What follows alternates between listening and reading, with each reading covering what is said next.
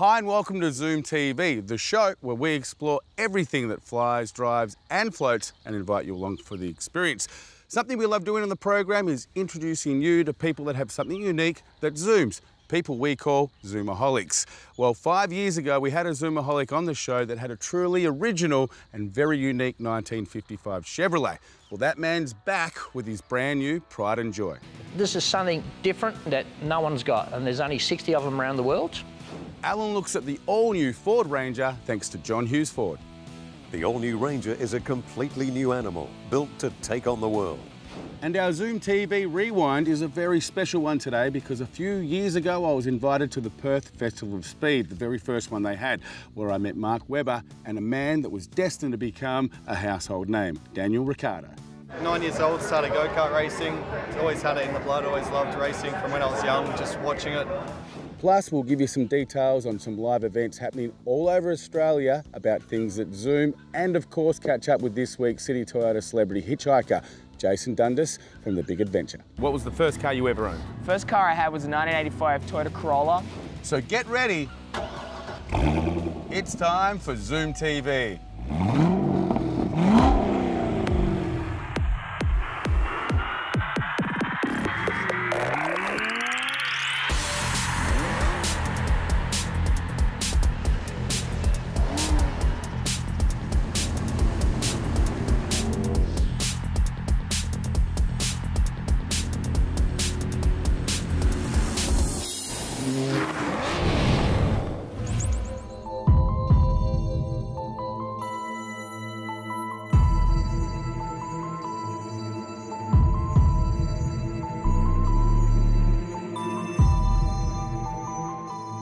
5 years ago, we introduced you to this beautifully restored 55 Chev, which at the time was one of the most unique vehicles we've ever had on the show.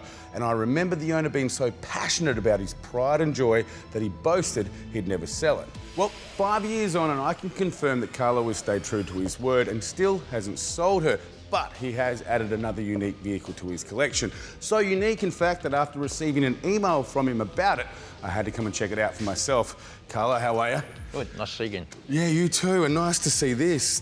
What is it? It runs on the late model Corvette chassis. You can have it from an 05 Corvette to 014 Corvette, and it's a 1957 front, a 1958 middle, and a 1959 Bel Air rear end, where Gene from LA designed this body to go on a late model Corvette. So it's fair to say that this car isn't a car that you've ordered from America and brought over. This is a combination of cars. Yes, it is. It's 3-in-1, and it's built to your likings, and that's why they're called N2As. N2A stands for none two alike, so it's all an individual build for how you like a car, so there's a one-off. Wouldn't it have been easier for you just to get an old car, complete and restore that? Yes, but this is something different, again, that no one's got, and there's only 60 of them around the world, and I just wanted something different, and for what it is and what it cost me to build, it's unique, and it's a one-off.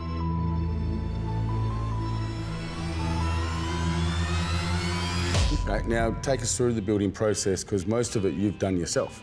Yeah, correct. It came in pieces. It was a chassis. I ordered all the parts, all separate. I had to convert it from left to right-hand drive. I spent 18 months restoring it, and now I've done it. It's, yeah, you know what I'm doing, so it's second time around, it'll be a lot easier. There's a lot of love, obviously, in this car. Yeah, there is, and there's a lot of passion. A lot of mates come here on a Thursday night when we get together, and they say, "How you got the patience?" Well, I've got the patience, and I find it very relaxing. It's very enjoyable, and I've always had I love the challenge in front of me. Now, I want to see the heart of it. This car. Show us underneath. I can't wait anymore. Not a problem. Now, I'm presuming it opens from back to front? Yes, it does. It's same as the old 55. Whoa. Now, that's an engine. So, yeah, an LS3. It's a 6.2 litre. It's got 430 horsepower as a standard motor. You haven't left much room under there for much to be added to it, Carlo. No, it is pretty tight, but it is a very compact sort of a car, and the majority of convertibles are pretty compact. It's got to get up and go. It's a 6-speed auto, paddle shift. Can you start her up for us? I definitely will, and I'll even take you for a run. Well, let's hear her run first.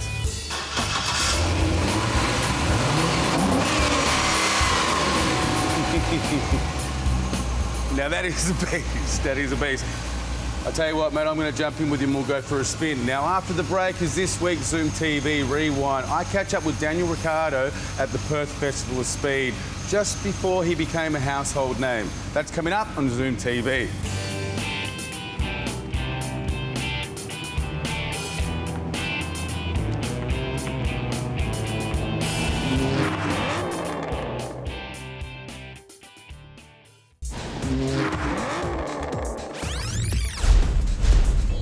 Welcome to Australia's newest motoring event, the Australian Festival of Speed. A day to celebrate the worship of motoring racing and also dedicated to everything that makes human beings go faster. The Australian Festival of Speed is the brainchild of Terry Matter and financially backed by close friend Craig Parson. Both met whilst rehabilitated in hospital after suffering separate life-threatening motorcycle accidents that left Terry a paraplegic and Craig a quadriplegic. Their friendship blossomed and so too their passion for motorsport. After years of dreaming up the ultimate motorsport day out, their extreme passion evolved into reality, the Australian Festival of Speed. A day they claim will be the fastest day in your life. Terry, how did it all come about? We had a startup business called AAC. I was also thinking of ways that we could raise the profile of F1 in Australia and put on a good festival, one of these motorsport festivals that you have in Europe. And so I kind of approached an investor who was also in AAC, and before you knew it, we had a kind of a pretty ambitious plan on paper to make a world-class motorsport festival in Australia. Attending the festival is the star and face of the event, Mark Webber, who finished in 3rd place in the 2010 World F1 Championship. We caught up with Mark and asked him his thoughts on Daniel and his up-and-coming form. Very good. Yeah, Daniel's done a great job in the first few seasons of his career over there as a junior. He's on the Red Bull program. They've done a great job for him, and now he's got a great opportunity next year by doing the Friday testing of race weekends. So, he knows what mountain he's got to climb, and he's got a good head on his shoulders, so it should be all right. I'm now joined by the man that everyone believes will be Perth's first F1 champion, Daniel Ricciardo. How are you, bud? Thanks for coming on the show. Thank you. Mate, you've been great to talk to. We've talked a few times whilst you've been in other countries, but to have you here, how are you finding it? Yeah, it's great. The reception I got this morning getting in here was huge, and as soon as I got out of the car, there was a few more fans than I thought wanting autographs and photos. So it's been pretty overwhelming at the moment. Well, the one thing about Perth people is they really get behind their heroes. Now, not just getting behind because you're doing what you're doing, but you're doing it really well. You didn't just learn how to drive. It came to you when you were about 9. Tell us the story. 9 years old, started go-kart racing. Always had it in the blood. Always loved racing from when I was young, just watching it. And Dad did a bit of racing, so I followed him. First full season of cars at 16, and then 17 moved to Europe. What's it like being part of, I suppose, one of the most powerful sporting teams in the world? What's that like? Oh, it's huge. It comes with a lot of pressure, but a lot of pride as well, and happy to be part of it. It's a big task to sort of live up to the expectations they reached this year. But we're going to give it a good crack, and hopefully they'll keep moving me up and get a full-time seat. Well, mate, thanks very much for your time. Really appreciate it, and good luck. I know we'll see you at the top of F1, mate. At the age of just 21, Daniel already has built a very impressive resume. But don't make the mistake of thinking F1 driving is easy, glamorous work. It is a lot of hard work, which includes a long time away from your friends and family and much sacrifice. Now, if you would like to follow Daniel and be part of his future success, you can go to his website or follow the links from ZoomTV.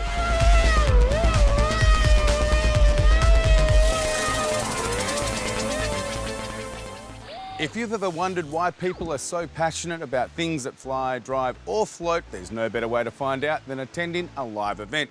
Thanks to United Fuel Injection, the only place to get more torque out of your diesel, here are our 3 favourite live events happening all over the country.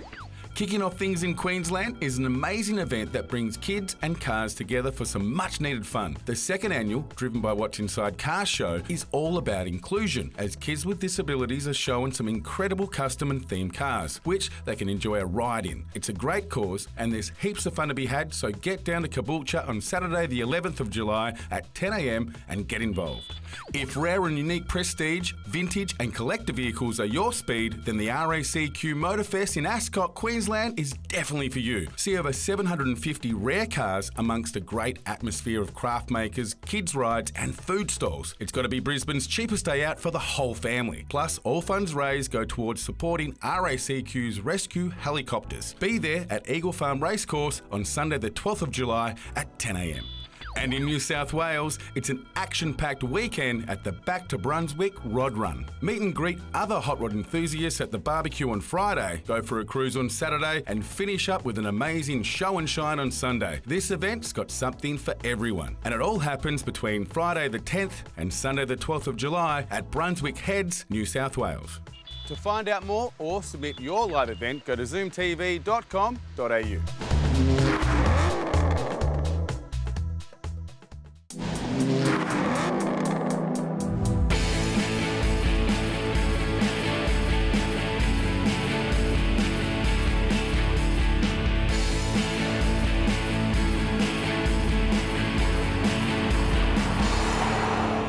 Now, I see what you've done, Carlo. You've actually, well, you've made yourself your very own hybrid.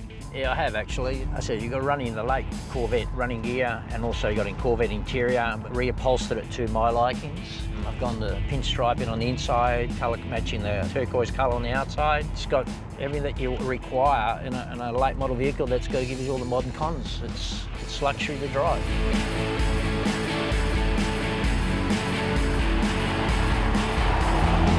Now, Carlo, what drives you to put in all this work to make, well, yourself such a unique car? I like my challenges in front of my life, and it keeps you, I think it just keeps you young, keeps your mind active, and enjoy doing it. I really got a passion for cars. I've always had one. I really enjoy playing with cars. And one that sings a song that you must love listening to. Yes, I do.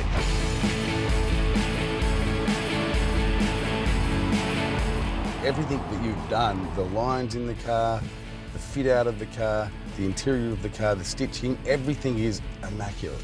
Well, you know, if you're going to do something, you've got the passion for it, you just spend the time and the patience to do it. You've got to have patience, and that's, I suppose, being a bloke, I've got the patience to do it. And that's why I was so particular how I wanted to do it, to get the right lines, to get the right gaps, and make it the best that I can.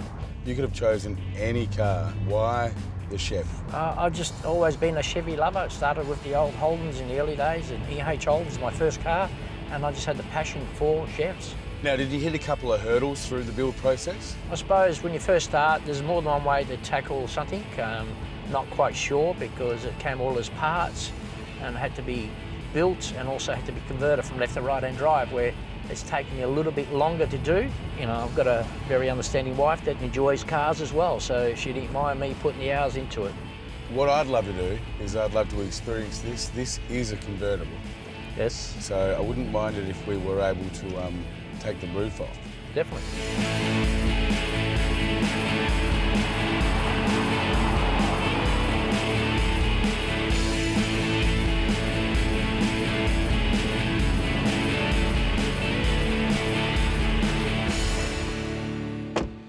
Listen to those doors shut. I tell you, everything about this car impresses me.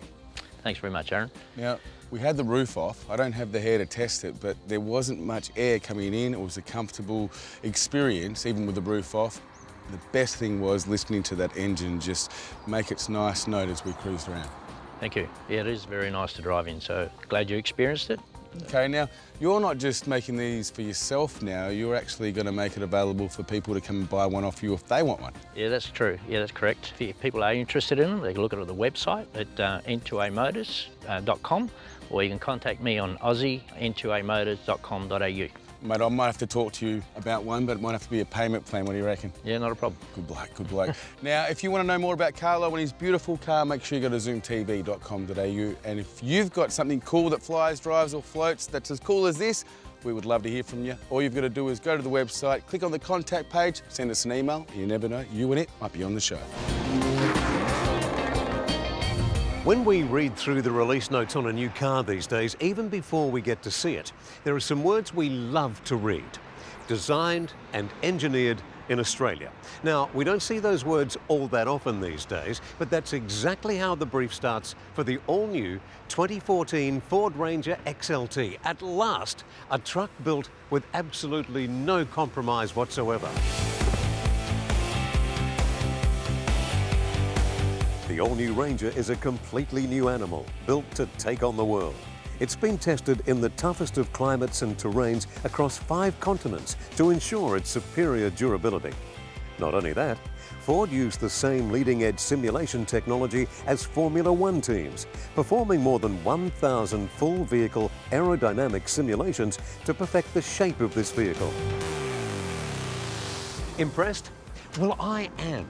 Ford gives us everything we need in a truck and then takes it one step further. The all-new interior is equipped with all of the latest smart technologies, making this truck one of the smartest in its class. There's a 4.2-inch colour display, sat-nav, Bluetooth, voice control and iPod integration, rear parking assist sensors, rain-sensing wipers and a glove box that fits a 16-inch laptop. The interior is also roomy and comfortable and impressive, no matter if you're on smooth tarmac or climbing Kosciuszko. Ranger is also impressive for what you don't notice, namely NVH, noise, vibration, harshness. On the road, the cabin is remarkably quiet. All you tend to notice really is the low growl of the 3.2-litre turbo diesel engine, which is kind of nice. The powerful 5-cylinder diesel gives us a towing capacity of up to 3.5 tonne and a payload capacity of up to 1 tonne. You also benefit from the new intelligent transmission with grade control logic for downhill driving, emergency downshift, which automatically selects a lower gear if the throttle pedal is pushed hard for heavy acceleration in an emergency situation, and brake support for engine braking backup. It's good to know we have the power in here to get the job done and the fuel economy to get the job done efficiently. Ford take care of all that in one rather beaut package. To cap it off, there's the maximum 5-star ANCAP safety rating. All new 2014 Ford Ranger, designed and engineered in Australia. The all-new Ranger was also designed so you can easily shift from workday to weekend. The sophisticated interior and rock-solid exterior give you the versatility to make the most of every minute at or away from work. The best place to test drive the Ranger is at John Hughes Ford. Go to johnhughes.com.au or follow the links from ZoomTV.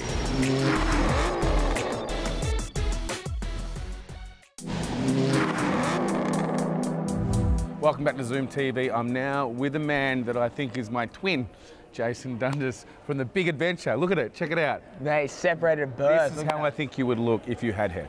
Wow. If you didn't have hair. My dad's bald, my mum's dad's bald, my dad's bald, so I will definitely look like you in about an hour. Now let's get down to business, okay?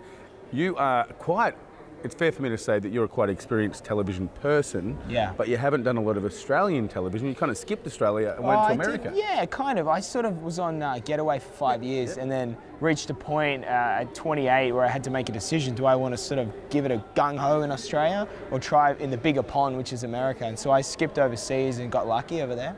And now coming back to Australia in a big way with The Big Adventure on Channel 7, which is, you know, it's just launched on TV here and the nation loves it, and I'm just so proud of it. Everyone's talking about it, as you know. It's only been on for a short time. Oh, mate, it's got a lot of buzz. And take us through it. I will. So, look, it's awesome. It's 12 regular Aussies from early 20s to early 50s, and they've all got a dream in life. They all want to get a certain amount of money to be able to achieve something they want to do, whether they want to help out their family and friends, start a small business, buy a house. They all have something they really want and passionate about, and one of these 12 is going to win $1 million.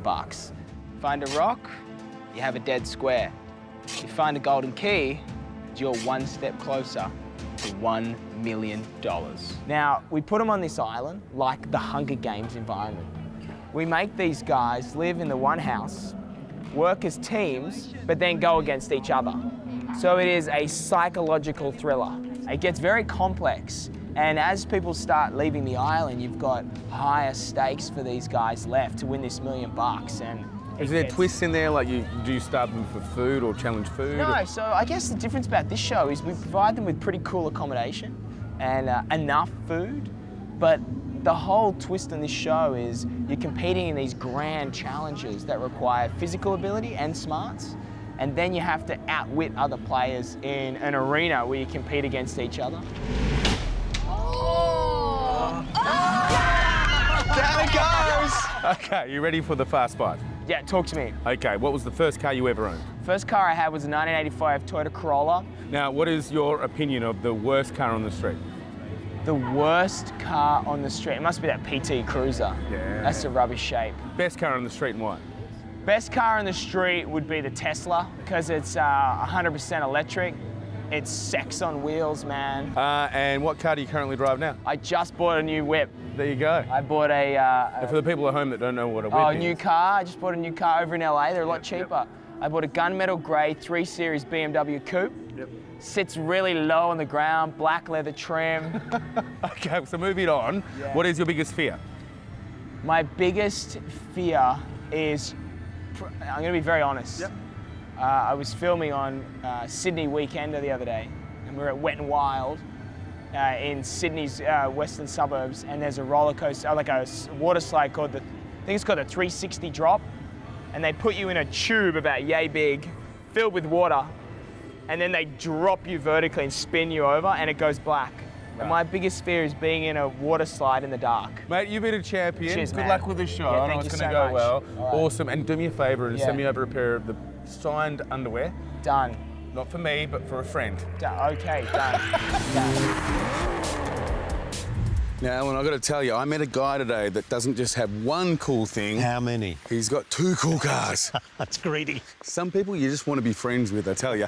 Now, if you've got a cool car, bike, boat, jet ski or plane, we'd love to hear from you. All you've got to do is go to the website and click on I'm a Zoomaholic. All the details are there. Just send your info through. You never know. You and it could be on the show. Terrific. And if you've got an event coming up with some wonderful things that fly, drive or float, give us a call because we'd like to give you a plug. And remember, the show is done, but you should be thinking still, whatever you do that zooms, make sure you Do it safe. Easy as that. Cheers. But no, so how was the Ranger? And that's a wrap.